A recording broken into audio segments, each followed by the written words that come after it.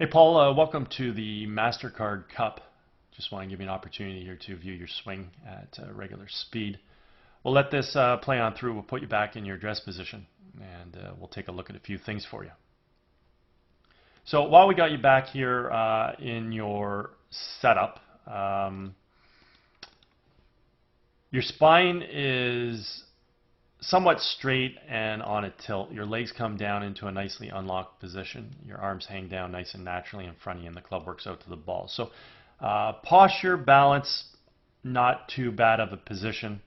Upper back seems like it's sort of a bit hunched over, and maybe we're tilted a little too much. So maybe ideally we get you into a little bit more of an upright position with your spine. Keep your legs exactly where they are in their nicely unlocked position.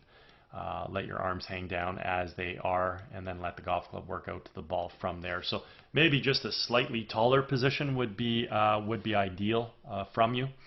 At this point in time, let's pay attention to your alignment. Your feet are aimed out to the right. We carry that out towards the intended target. Theoretically, your club face is supposed to run parallel to your feet. Parallel lines on camera have an appearance to converge. Even with that conversion, we can see that you're set up to hit the golf balls just sort of over the tree line on the right here. Meanwhile, the center of the fairway is sort of in behind your forearms over here. So we're going to have to see some form of a compensation whereby somehow it's going to help us get the ball back towards the center of the fairway. Let's go ahead and do a little split screen comparison between you and Jordan Spieth. I've got some color-coded lines on the screen just to use as a visual reference as it pertains to swing plane. Now before we go ahead and take a look at that, let's just deal with the posture again. We can see his spine is straight and it is taller than yours, and that's sort of what I was insinuating from the get-go there. We can also see that his feet are not as closed as yours, aiming out to the right. Now in his case, give him the benefit of the doubt here, if he does appear to be a little closed, but the feet are running in this direction. Parallel lines on camera have an appearance to converge. This is the corner of the fairway, and this fairway drops down to the right. So it is a dog leg right. So he is aimed at the right corner of this fairway, and that's why it appears he might be a little bit closed. But the reality is he is running perfectly parallel to his club face, whereas you are aiming considerably to the right of your club face and the center of the fairway. As we go ahead and watch the left side of the screen, we initiate the takeaway by creating good shoulder rotation, drawing the arms and hands back as well as the club. And we want the club coming back on plane directly along the red line. Also in the early stages of the golf swing, we have to incorporate some good wrist hinge into play, which means we have to transition the club head currently from being below and in front of our hands to getting the club head above and behind our hands. Really, really important move in the transitional takeaway here. From here, we want to work the club now from red up towards the blue-yellow V zone. When we finally set the club at the top of the backswing, we either want to have the left arm of the club situated on the yellow line, anywhere in between the blue-yellow V zone, or physically up on blue, as we can see here with Jordan Spieth. We also want to create full shoulder rotation, and we want to do this about a very stable right leg, all the while maintaining the posture axis that we did achieve at address. Let's go ahead and watch you initiate your takeaway here. We see that you draw your hands back very, very nicely. Hands are working around. Club does move underneath the swing plane a little, which is very common for people that are set up in a closed stance. As long as we get some wrist hinge in here, club works above and behind your hands, that would be great. We can clearly see the club is working behind your hands, not necessarily above right now, so we're lacking a little bit of wrist hinge. Get a little bit more there, still pretty stiff-wristed with the golf club. Again, still quite stiff-wristed with the club, and we can see it's taking a while for the club to sort of recover and get back into a half-decent position, of which maybe it is here. When we finally get to the top of the backswing, you have turned your shoulders, pretty stable right side.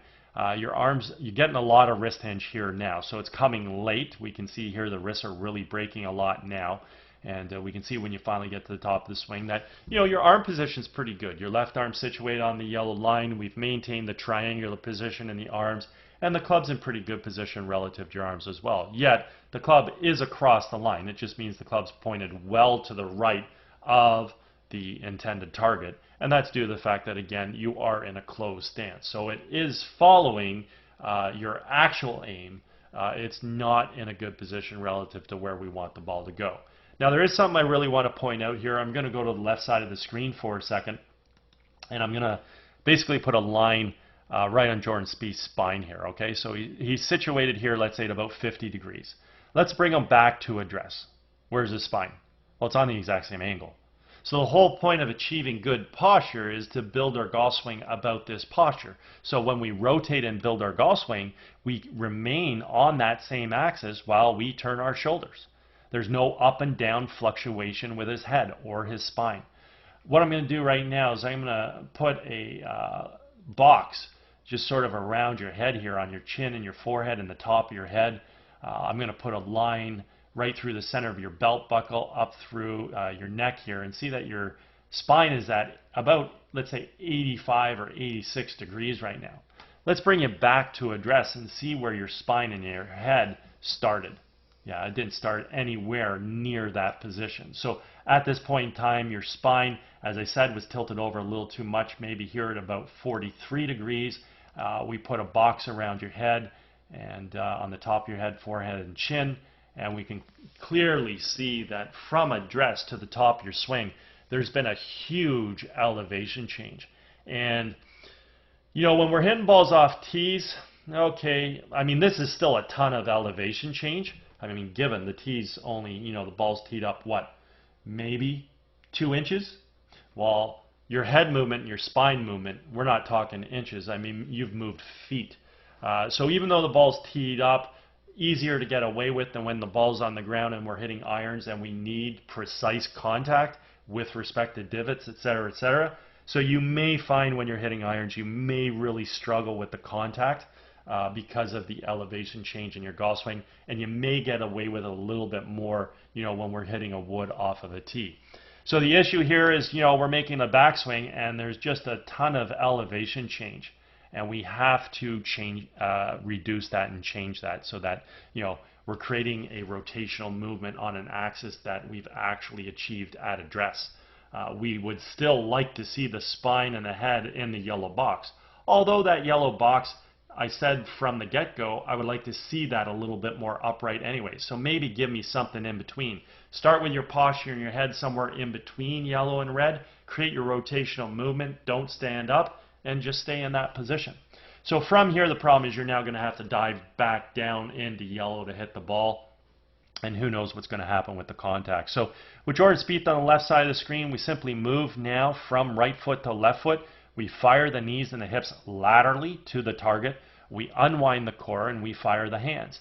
And in doing so, we want to bring the golf club from this blue-yellow V zone, wherever we've set it, and bring that golf club back down onto plane, back down onto the red line.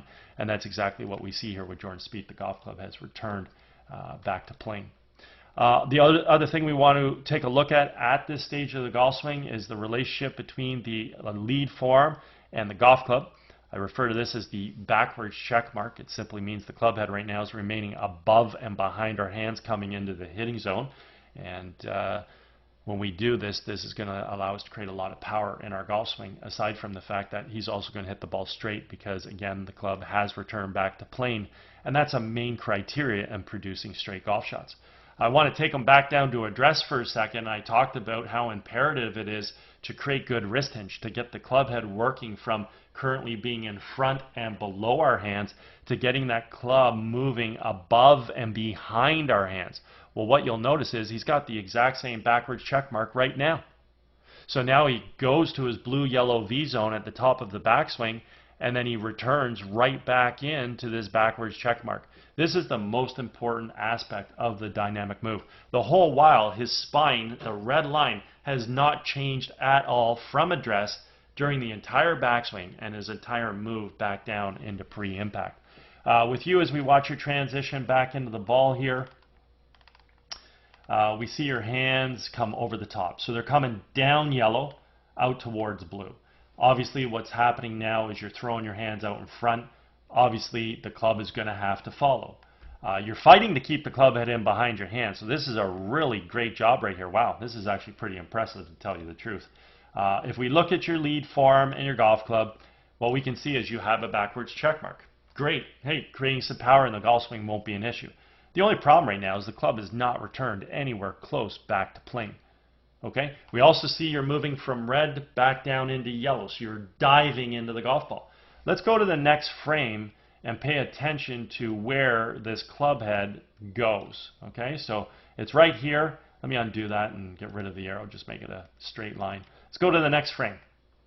Really, really fighting to get that club back onto plane. I mean, that's just superb right there. The club head's still above and behind your hands. And what we're seeing is, I mean, it has a return back to red, but boy, oh boy, it is trying really hard to get back on that red line so we can approach the ball from on plane. And like I said, this is what produces straight golf shots in accordance to our alignment. Lastly, assuming the club face squares up by having a good grip. So nice correction here. Really working hard to get that club staying behind you. Let's go to the next frame. Club falls to here. So if we really connect the dots, I mean, we can get a pretty good visual as to just how that club approached the ball. Probably hit the plane line right about there. Obviously late, but eventually hit the plane line and coming into the ball from this direction. So what do we say on the left side of the screen? Well, we can hit a ball straight if the club returns to plane based on the alignment. Well, where's your alignment? We already talked about the fact that you were aimed too far out to the right. Well, we don't want to hit the ball here. We want to get this ball going back over the center of the fairway. So what's your compensation going to be? Considering the fact you're aiming at yellow, right? We worked our butt off to get that club back onto plane. Well, now you have an ability to hit the ball relatively straight based on the alignment. But we don't want the ball to go 70 yards right out to the right at the yellow flag. So what are you going to have to do here at impact? Well, very simply put, you're going to have to release that club because that's the only equation left in the three parts that hit straight golf shots. So let's see what you do with your club face. Yeah, club face does not square up. Okay? So that ball is going to head out in the direction of where you're aiming because you came on plane and you've squared the face to where you're aimed. You had to over-release this club in part right to left spin to get that ball to hook back on line. Okay? So we can clearly see the ball heading out in this direction. And very likely staying in that direction because I don't think he imparted any right to left spin on the ball. If anything, I think you imparted a little bit of left-right spin, and that ball is going to leak even a little further right. As you come through, you get yourself through to a pretty decent finishing position as well. You got good footwork carrying you through. I mean, overall, there's some really good athleticism here. Your hands work well. They come back, they fire through.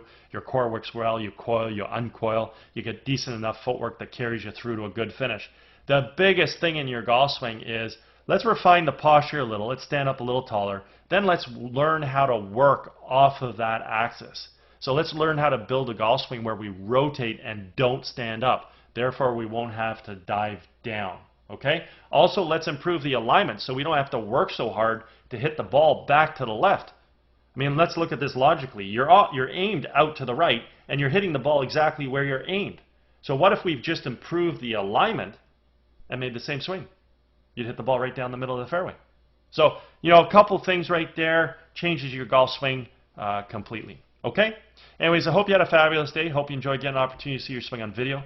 If at any point in time you ever want to work on any of these aspects of your golf game, certainly feel free to reach out. I'm over at Glen Abbey in Oakville. I'd be happy to structure a little program for you. Also, if you're involved with any golf tournaments, you guys are looking for a unique gift to provide your guests, again, also feel free to touch base. I'd be happy to discuss my swing analysis services. Anyways, again, hope you had a fantastic day, and hope you enjoyed getting an opportunity to see your swing. Take care.